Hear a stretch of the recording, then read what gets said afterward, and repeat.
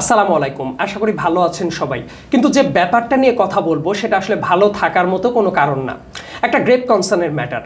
কয়েকদিন যাবত হয়তো একটু খেয়াল করেছেন যে আন্দোলনকারী যারা ছিল তারা মারা পড়ছে মানে বাক্যটা আসলে এক্স্যাক্ট হতো যদি বলতাম তাদেরকে খুন করা হচ্ছে, এবং তাদের খুন করার প্যাটার্নটা কিন্তু একই রকম।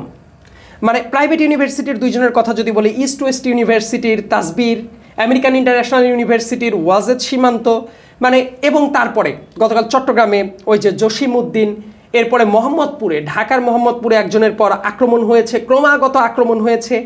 মোহাম্মদপুরের আক্রমণের পরে আরেকটা কথা আমি বলতে পারি, মুন্সিগঞ্জের একজনকে একেবারে গুপ্ত হামলা করা হয়েছিল, মানে মেরে ফেলার মতোই অবস্থা ছিল, ফাইনালি সে বেঁচে গেছে, হাসপাতালে অ্যাডমিট।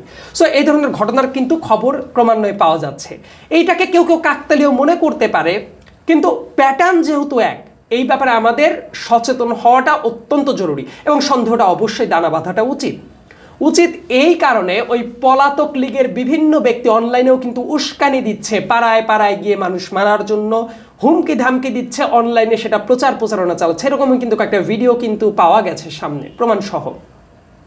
তার মানে এইটাকে বিন্দুমাত্রও গাফিলতির চোখে দেখার কোনো সুযোগ নাই। আমার কথাটা হলো, এত বড় ঘটনা ঘটলো, তারপরে সরকারের ভূমিকাটা কি ছিল? বিগত দিনগুলোতে এই ধরনের যদি ঘটনা ঘটতো দেখতেন পুরো চিরুনি অভিযান চালাচ্ছে, কিন্তু পুলিশ, আর্মি সবাই তো রাস্তায় আছে, তাদের কোনো অ্যাক্টিভনেস দেখেছেন বা তারা কোনো ভূমিকা নিয়েছে এই ব্যাপারে? এবং খুবই লজ্জাজনক ব্যাপার হলো, স্বরাষ্ট্রমন্ত্রীও সবসময় মিনমিনে ভাষায় যে কথাটা বলছে, এটা শোনাটা অত্যন্ত হতাশাজনক। যে জায়গায় তার খুব প্রোঅ্যাক্টিভ রোল রাখাটা জরুরি ছিল, এবং এই জাতীয় ঘটনা তারা ঘটাতেই পারে, কারণ এই আওয়ামী লীগ যারা করতো শেষ মুহূর্তে, তারা তো রক্তের নেশায় মেতেছিল। ন্যূনতম মানসিকতা, মানবিকতা তাদের কাছে আশা করাটা পাপ। এবং পাড়া মহল্লায় প্রত্যেকটা জায়গায় অনেকেই কিন্তু দেখবেন ফ্রিলি চলাফেরা করছে। আইন শৃঙ্খলা রক্ষাকারী বাহিনী যেভাবে গ্রেপ্তার করার দরকার ছিল সেভাবে গ্রেপ্তার করছে না। এই কথাগুলো তো বাস্তব। একটা সুস্পষ্ট উদাহরণ বলছি, এই যে বুদ্ধিজীবী দিবসে বুদ্ধিজীবী স্মৃতিসৌধে ছাত্রলীগের কয়েকজন কিন্তু ফুল দিতে এসেছিল, তাদের ছবিগুলো আছে, এবং ছাত্রলীগ তো নিষিদ্ধ ঘোষিত সংগঠন। এমন একটা ছবি পাওয়া গেছে সিলেট বা অন্য কোনো জায়গায়, তাদের একটা ছবি দেখা যাচ্ছে যে বন্দুক হাতে গুলি করছে জুলাই মাসে, আগস্ট মাসে শুরুর দিকে। তো ওই মানুষগুলো আবার ফুল দিতে আসলো স্মৃতিসৌধতে, মানে ওই যে বুদ্ধিজীবী স্মৃতিসৌধতে।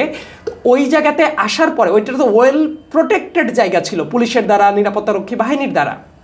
ওই ছবিগুলো দেখে দেখে কতজনকে গ্রেপ্তার করা হয়েছে? এটা তো করা উচিত ছিল। সেটা কি হয়েছে? শুধু এই জায়গাতেই না, অনলাইনে হুমকি ধামকি দিচ্ছে, দেশের ভেতরে এমন অনেক মানুষ আছে, আবার বিভিন্ন কথায় সায় মেলাচ্ছে, বিভিন্ন গুজব ছড়াচ্ছে। এই জিনিসগুলো আইন শৃঙ্খলা রক্ষাকারী বাহিনী মানে যতটা স্ট্রংলি ডিল করার দরকার ছিল সেটা কিন্তু তারা ডিল করছে না, এবং এইটারই ফলাফল হলো এই জাতীয় ঘটনা ক্রমাগত বাড়ছে। পুলিশ যদি তার ঠিকমতো কাজটা করতো, আর্মি যদি তার ঠিকমতো কাজটা করতো, এইভাবে বাড়া কোনো অবস্থাতেই পসিবল ছিল না। পাড়ায় পাড়ায়, মহল্লায় মহল্লায় খুঁজে বের করা দরকার ছিল কারা এই কাজটা করছে, ছবি দেখে অন্য সব জায়গায়। শেখ হাসিনার আমলে তো ঠিকই ছবি দেখে দেখে কে কোথায় সরকার বিরোধিতা করছে দেখে তো গ্রেপ্তার করা হতো। তাহলে সেই সেটিংসটা নিয়ে এখন অপরাধ যারা যারা করছে তাদেরকে কেন গ্রেপ্তার করা হচ্ছে না? সরকার যদি গোয়েন্দাদের সাপোর্ট না পায় সেটা তাদের ক্লিয়ার করা উচিত, কিভাবে শক্তিশালী করা উচিত সেটা তাদের ভাবা উচিত। কিন্তু তারা নিজেরা যদি মনে করে দুর্বলভাবে চুপচাপ থাকবে, অপকর্ম করতেই থাকবে, এটা খুবই স্পষ্ট অন্যায়, এবং এই জায়গাটা মোটেই ভালো কোনো কাজ হচ্ছে না। এবং এই কারণে দেখবেন নানা অপকর্ম কিন্তু বাড়ছে। অনলাইনে বিভিন্ন মানুষকে নিয়ে গুজব ছড়ানো হচ্ছে না, আমাদের মতো মানুষকে নিয়ে প্রচুর গুজব ছড়ানো হচ্ছে, হাস্যকর টাইপ গুজব। অনেক মেয়েদেরকে বাজে ভাবে আক্রমণ করা হচ্ছে যারা আন্দোলন করেছে। প্রত্যেকের নামে এইভাবে অনলাইনে গুজব ছড়ানো হচ্ছে, হুমকি ধামকি দেওয়া হচ্ছে, মারার কাজটা করা হচ্ছে, এবং এই ব্যাপারগুলো দেখভাল করার মতো কেন কেউ নাই?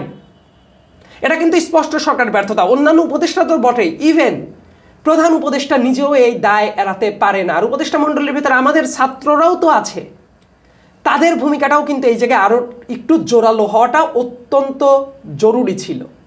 আর যে ব্যাপারটা, পুলিশকে কিভাবে আরও অ্যাক্টিভ করা যায়, আর্মি যারা আছে ফিল্ডে তাদেরকে কিভাবে অ্যাক্টিভ করা যায়, গোয়েন্দা সংস্থা যারা আছে তাদেরকে কিভাবে অ্যাক্টিভ করা যায়, এই দিকের উদ্যোগগুলোতে অত্যন্ত গাফিলতি দেখা যাচ্ছে সরকারের জায়গা থেকে। এবং নিরীহভাবে এইভাবে যদি একের পর এক প্রাণ যায়, এটা খুবই ভীতিকর একটা অবস্থা তৈরি হবে। তবে কেউ যদি মনে করে এই কারণে সবাই ভয় পেয়ে যাবে, এটা ভয় পাওয়ার মতো ঘটনা না, বরং সবার ইউনিটি দেখাতে হবে। এবং অনেক ক্ষেত্রে যেটা অবজার্ভ করছি, এই মুহূর্তে এসে সবার যে জায়গায় খুবই হাতে হাত রেখে একসাথে কাজ করার দরকার ছিল, অনেকে নিজস্ব রাজনৈতিক বিভিন্ন কথাবার্তার কারণে আলাদা আলাদাভাবে ভাগ হয়ে যাচ্ছে, প্রত্যেকে নিজেদের ভেতরে খোঁচাখুচিতে ব্যস্ত হয়ে পড়েছে। কিন্তু কমন শত্রু কিন্তু একজন, কমন শত্রু একটা গোষ্ঠী। এখনও তাদের বিরুদ্ধে সবার কিন্তু অ্যাক্টিভ থাকাটা খুব বেশি মাত্রায় জরুরি, কারণ তারা অর্থ ছিল, তাদের বিভিন্ন কুচক্রী মহল ছিল, তাদের ওই সেট আপটা ছিল, এদের বিরুদ্ধে কিন্তু যুদ্ধটা এখনো চলমান। কাজেই তাদেরকে বাদ দিয়ে নিজেরা নিজেদের ভেতরে সারাক্ষণ খোঁচাখুচি মারামারি গ্যাঞ্জাম যদি চলতে থাকে, তাহলে আসল জায়গায় কিন্তু নজরটা কম যাবে। এই জন্য সবার ঐক্যবদ্ধ থাকতে হবে, সাহস নিয়ে থাকতে হবে। আমরা সাহস নিয়ে থাকা পছন্দ করি। ভীতু হওয়া আমাদের কাজ না, বরং এই ধরনের কাজ করলে সবাই মিলে দুর্বার প্রতিরোধ গড়ে তুললে, কারো বাপের ক্ষমতা নাই যে কোনো কিছু করে, তারা তো পলায়ন লীগ, তাদের হুমকি ধামকিতে আমাদের চলতে হবে। এবং পুলিশ আর্মি প্রত্যেককে প্রচণ্ড সিরিয়াসলি অ্যাক্টিভ করা দরকার, এবং এইটা কিভাবে করবে সেই দায়বদ্ধতা সরকারের কাছে আদায় করে নিতে হবে। এই মিনমিনে কাজ করা এই সরকারের কাজ হতে পারে না। সবার এই ব্যাপারে অত্যন্ত গুরুত্বের সাথে দৃষ্টি আকর্ষণ করা উচিত বলে মনে করছি। ধন্যবাদ সবাইকে।